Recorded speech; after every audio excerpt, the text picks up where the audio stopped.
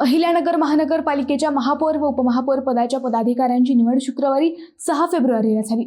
महापौर म्हणून राष्ट्रवादी अजित पवार गटाच्या ज्योती गाडे व उपमहापौर म्हणून भाजपचे धनंजय जाधव यांनी पदभार स्वीकारला। त्यानंतर माजी खासदार डॉक्टर सुजय विखे पाटील व आमदार संग्राम जगताप यांनी पत्रकार परिषद घेत इतर अनेक प्रश्नांना उत्तरे दिली। या निवडणुकीत भाजप राष्ट्रवादी युतीला 68 पैकी 52 जागा मिळाल्या। बहुमतापेक्षा त्या कितीतरी जास्त आहेत। मनपावर आता खऱ्या अर्थाने विखे जगतापांचीच सत्ता आली आहे।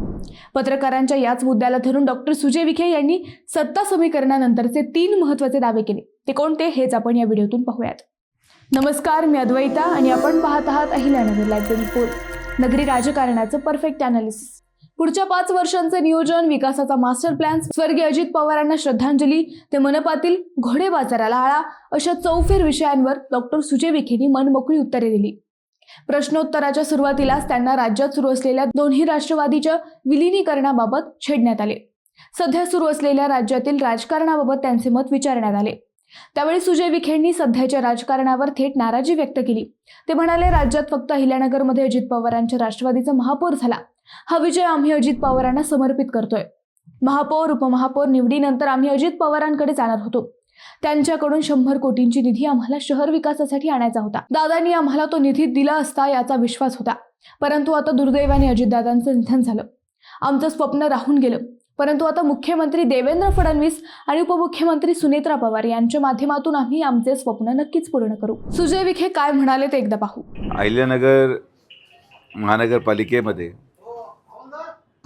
राष्ट्रवादी काँग्रेस भारतीय जनता पार्टीच्या युतीच्या माध्यमातून राष्ट्रवादी काँग्रेसचे महापौर माननीय गाडेताई आणि भारतीय जनता पार्टीचे उपमहापौर माननीय धनंजयजी गाडे धनंजय जाधव यांची निवड करण्यात आलेली आहे। मला आनंद वाटतो की संपूर्ण महाराष्ट्रामध्ये राष्ट्रवादी काँग्रेसचा महापौर हा अहिल्यानगरमध्ये झाला। आमदार संग्राम जगतापांच्या सहकार्याने त्यांच्या कामाची पावती म्हणून आणि खरं पाहायला गेलं तर स्वर्गीय अजितदादांना एक श्रद्धांजली म्हणून आम्ही हे महापौरपद आणि उपमहापौरपदचं निवड समर्पित करतो। या अहिल्यानगर शहराने जो विश्वास या दोन्ही पक्षाच्या नेत्यांवर दाखवला, राज्याचे मुख्यमंत्री माननीय फडणवीस साहेब, उपमुख्यमंत्री माननीय सुनेत्राताई या दोन्हीही नेत्यांच्या माध्यमातून आणि भारतीय जनता पार्टी राष्ट्रवादी काँग्रेसच्या संघटनेच्या प्रत्येक कार्यकर्ते, पदाधिकारी, जिल्हाध्यक्ष या सगळ्यांच्या योगदानामुळे हा विजय शक्य झाला। आणि आता आज ही निवड झाल्यानंतर खरं कामाला सुरुवात होईल। प्रश्न प्रचंड आहेत। आमची खरं पाहायला गेलं तर जेव्हा आम्ही प्रचाराला सुरुवात केली आणि जेव्हा जनतेमध्ये गेलो तर आम्हाला हा विश्वास होता की राष्ट्रवादी काँग्रेसचा महापौर एकदा झाल्यानंतर माननीय अजितदादांकडे आम्ही जाऊन या शहरासाठी पहिल्या टप्प्यातच लगेच याच मार्चच्या बजेटमध्ये 100 कोटी आणायची तरतूद आम्ही करायचा निर्णय घेतला होता दोघांनीही। पण दुर्दैवाने परिस्थिती बदललेली आहे। आज राजकीय परिस्थिती वेगळी झालेली आहे। पण मला विश्वास आहे की माननीय मुख्यमंत्र्यांच्या माध्यमातून आणि सुनेत्राताईंच्या माध्यमातून या शहराचे प्रश्न आम्ही सोडवू शकू, सक्षम पद्धतीने सोडवू शकू आणि आपल्या सगळ्यांचा आशीर्वाद आमच्यावर राहील। तर आज प्रत्यक्षात कामाला सुरुवात केल्यानंतर जसे जसे अडचणी समोर येतील तसं त्या अडचणीला सामोरे जाऊन आम्ही काम करत राहू। नाही, स्पष्ट बहुमत आम्ही जे मागितलं होतं जनतेकडून त्याचं कारण पहिलं एक जो उद्देश होता की हा शहरामध्ये गेल्या अनेक वर्षापासून चालत असलेला घोडे बाजार बंद व्हावा, तो आज पहिल्यांदा बंद झाला। ही पहिली वेळ आहे महापौर उपमहापौर निवडीची जेव्हा नेते म्हणून नेतृत्व करत असताना पालकमंत्री माननीय नामदार राधाकृष्ण विखे पाटील साहेबांना यावं लागलं नाही। भैया आणि आम्ही आता कार्यकर्त्यांच्या इच्छेमुळे आलो, पण दोन्हीही या पक्षाचे नेतृत्व करणारे लोक न येता सुद्धा आपोआप महापौर उपमहापौर निवड झाली असती। ही पहिली वेळ आहे। नाहीतर तुम्ही सगळे पत्रकार जाणून आहात की ज्या पद्धतीने महापौर निवडीच्या वेळेस जो काही तमाशा या शहरामध्ये व्हायचा, जो काही बाजार मांडला जायचा, तो बाजार जनतेने स्वतः हाणून पाडला। दुसरा मुद्दा की या संपूर्ण बहुमताचं एक फार मोठं आकलन मी असं करतो की हे अगोदर जे वातावरण किंवा जी परिस्थिती निर्माण लोक करायचे की लोकांमुळे पक्ष आहे, एखाद्याला वाटायचं मी आहे म्हणून पक्ष आहे, काही लोकांना वाटायचं मी नसतो तर काहीच होऊ शकत नाही। पण या लाटेने हे सिद्ध केले की व्यक्ती मोठा नसतो, पक्ष मोठा असतो, पक्षाची संघटना मोठी असते. आणि आज जर तुम्ही नगरसेवक आहात, आज जर तुम्ही पदावर आहात, आज तुम्ही महापौर उपमहापौर आहात, तर यामध्ये तुमचं योगदान आहे हे नाकारता येणार नाही. पण याच्यामधलं तुमच्यापेक्षा मोठं योगदान हे पक्ष संघटनेचं आहे. तुमच्यापेक्षा मोठं योगदान हे या शहराच्या मतदारांचं आहे. आणि म्हणून प्रत्येकावर जबाबदारी निश्चित करण्यात येईल. आणि संपूर्ण बहुमत असल्या कारणाने कुठल्याही प्रकारे जो व्यक्ती काम करणार नाही त्याला आपण समजूनही सांगू शकतो. आणि निर्णय घ्यायला आता ठरावासाठी सुद्धा कधी कधी मला माहिती कानावर अशी आली होती की जुन्या काळात ठरावासाठी पण पैसे द्यावा लागायचे. तर आज तो धंदा सगळा बंद झाला. अहिल्यानगर शहराच्या विकासासाठी जे काही ठराव लागतील ते जनरल बॉडीमध्ये आमचे सगळे नगरसेवक घेतील आणि विकासाला जलद गती मिळेल. आणि जो शब्द दिलेला आहे प्रचारामध्ये विकासासंदर्भात तो प्रत्येक शब्द पूर्ण करण्याची ताकद ही पालकमंत्र्यांच्या नेतृत्वाखाली, आमदारांच्या नेतृत्वाखाली या उपमहापौर महापौरला असेल आणि सर्व नगरसेवकांना असेल. आमदार संग्राम जगतापांच्या माध्यमातून प्रचंड रस्ते शहरामध्ये चालू झालेले आहेत. जे काही जोड रस्ते असतील या पूर्ण रस्त्यांचा आराखडा केला जाईल. कोणते रस्ते अधिक घेणं गरजेचं आहे. आम्ही दोघांनी हा निर्णय घेतलेला आहे की आमचं पहिलं वर्ष आमचं लक्ष हे उपनगरांवर केंद्रित राहील. उपनगरांचा विकास होणं आवश्यक आहे. वाढत्या लोकसंख्येला जर तयार असावं लागणार असेल तर उपनगराचा विकास झाल्याशिवाय त्या ठिकाणचे प्रश्न सुटणार नाहीत.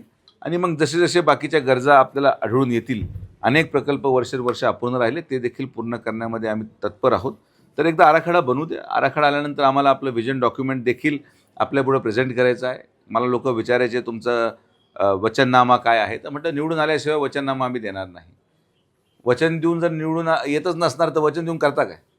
तर आज जनतेने निवडून दिलं आहे तर ही आमची दोघांची नैतिक जबाबदारी आहे की आम्ही 3 महिन्याच्या आत या शहरामध्ये पुढच्या 5 वर्षामध्ये महानगरपालिकेच्या सत्तेच्या माध्यमातून होणाऱ्या कामाचं प्रदर्शन किंवा प्रेझेंटेशन हे आम्ही पत्रकार महोदय आणि आमच्या सगळ्या शहराच्या जनतेसाठी देणार आहोत. त्यामध्ये आमचा सगळा आराखडा आपल्यापुढं मांडला जाईल.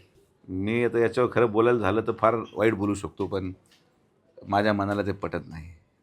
हे सगळे कोणीही व्यक्ती असो यावर सगळी शंका कुशंका घेण्याचा जो धंदा काही लोकांनी लावलेला आहे, सगळेच पक्षाचे लोक इतकं वाईट काही मागच्या कालावधीमध्ये चाललं आहे. म्हणजे राष्ट्रवादी काँग्रेस अजित पवार पक्षाचं कार्यपद्धती कशी असावी त्या पक्षाचे नेते सोडून बाकी सगळे लोक त्यांना शिकवायला लागलेत की हे काय चाललं आहे, अध्यक्ष कोण झाला पाहिजे, काय संबंध आहे बाकीच्या लोकांचा आणि काय अधिकार आहे बाकीच्या लोकांना त्यांच्या पक्षाच्या कार्यपद्धतीवर बोलायचा.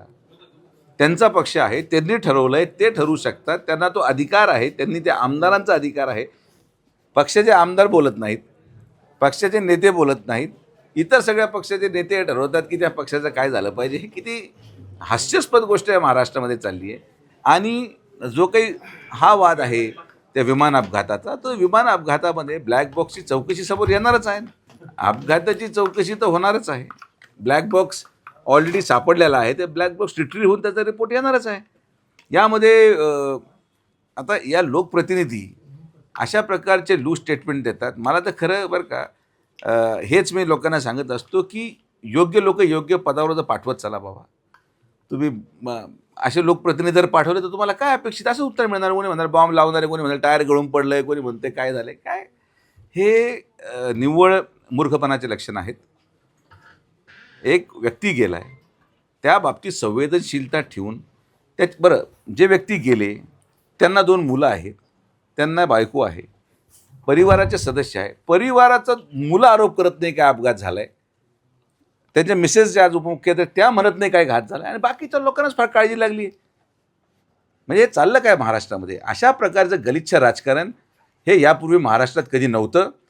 मी परत एकदा मीडियाच्या वतीने आवाहन करतो, राष्ट्रवादी काँग्रेस पक्षाचा पूर्ण अधिकार त्यांच्या पक्षांतर्गत निर्णय घेण्याचा आहे. त्या निर्णयावर त्यांनी कसा घ्यावा हे इतर कोणी पक्षांनी बोलू नये. इतर कोणी पक्षांनी बोलू नये, पहिला मुद्दा. आणि जर अजितदादांवर घात झाला असेल तर त्यावर स्पष्टीकरण आणि बोलणं किंवा त्याची चौकशीची मागणी करायचा पहिला अधिकार परिवारवाल्यांचा आहे. मुलाला नाही वाटत का आपल्या वडिलांचा घात झाला असेल तर चौकशी व्हावी. एखाद्या बायकोला वाटत नसेल की त्यांच्या नवऱ्याचा घात झाला त्याची चौकशी व्हावी. परिवार बाजूला ठेवून हे बाकीचेच लोक पेटून उठलेत. मला कळत नाही काय चाललं. अरे बाबा, विलिनीकरणाची चर्चा ही माननीय मुख्यमंत्री महोदयांनी स्पष्ट केलेली आहे. आम्ही तर फार छोटे लोक आहोत, या पक्षामध्ये एक फार छोटे घटक आहोत. 2 मुद्दे अतिशय स्पष्ट आहेत. राष्ट्रवादी काँग्रेस अजित पवार गटाचा निर्णय हा त्या पक्षाच्या नेत्यांनी घ्यावा, त्यांनी तो घेतलाय.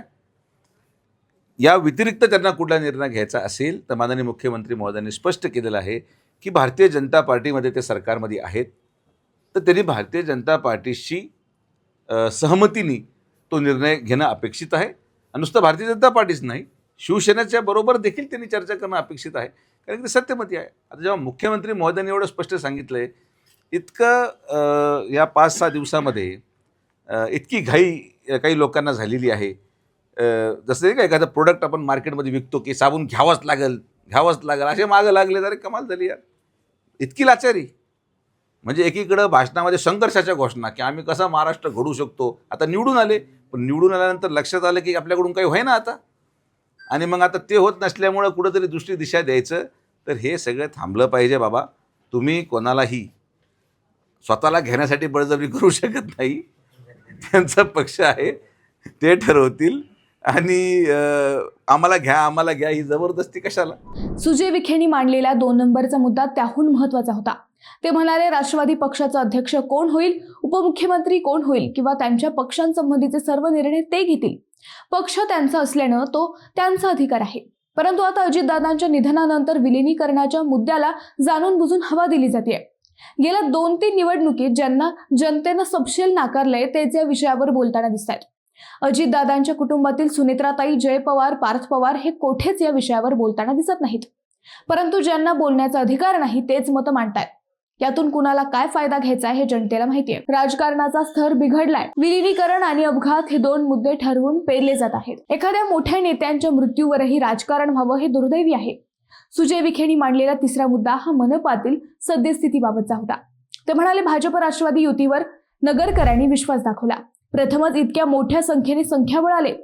आमदार संग्राम जगताप यांच्या कामाची ही पावती होती. आता आमची जबाबदारी वाढली आहे. पुढच्या 3 महिन्यात विकासाचा आराखडा तयार केला जाईल. ते वचननामा पत्रकार व नागरिकांसमोर मांडला जाईल. पहिले लक्ष उपनगरांचा विकास असेल. उपनगरातून शहर वाढणार आहे, त्यामुळे त्यांचे प्रश्न अगोदर सोडवले जातील. जे प्रकल्प अपूर्ण आहेत ते पूर्ण केले जातील. हे सगळं सुपरफास्ट होईल, कारण आता घोडे बाजार होणार नाही. पूर्वी विकास कामांचे ठराव करण्यासाठी महापालिकेत पैसे द्यावे लागायचे, आता ती गरज भासणार नाही. सगळे पदाधिकारी व नगरसेवक मिळून एखादा विषय हातात घेतील, त्यामुळे कुणाच्या दारात तो ठराव घेऊन आता जावं लागणार नाहीये. कामं पटापट होतील. महापालिकेतील घोडे बाजार आम्ही हाणून पाडलाय. पूर्वी पदाधिकारी निवडीत जो तमाशा व्हायचा तो आम्ही बंद केलाय. मित्रांनो, सुजय विखे जे सांगतायत त्याबद्दल तुम्हाला काय वाटतं? संख्याबळ जास्त असल्याने शहराचा विकास झपाट्याने होईल का? तुमचं मत आम्हाला कमेंट करून नक्की कळवा. शिवाय व्हिडिओ आवडला असेल तर चॅनलला सबस्क्राईब करून व्हिडिओला लाईक करायला विसरू नका. पुन्हा भेटू नव्या विषयावर. तोपर्यंत धन्यवाद.